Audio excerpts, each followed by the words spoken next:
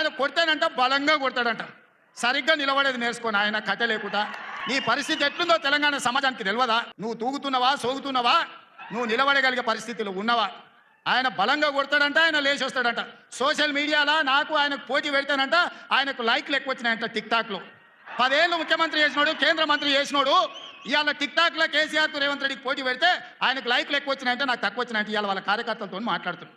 నేను అడగదలుచుకున్నా, ఆ మధ్యలో బాలీవుడ్లో కూడా సల్మాన్ ఖాన్కు రాఖీ సావంత్ కూడా టిక్టాక్లో పెడితే రాఖీ సావంత్కి ఎక్కువ లైక్లు వచ్చినాయి.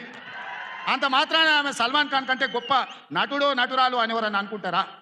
ఇవాళ చివరికి ప్రజలు తిరస్కరించి ప్రజలు డిపాజిట్లు జప్తు చేస్తే ముఖం జల్లక ఫామ్ హౌస్లో వండుకున్న చంద్రశేఖరరావు సోషల్ మీడియా టిక్టాక్లో నాకు లైక్లు వచ్చినాయని చెప్పుకునే పరిస్థితికి వచ్చిందంటే ఆయన మానసిక పరిస్థితి ఎట్లుందో తెలంగాణ సమాజం అర్థం చేసుకుంటుంది.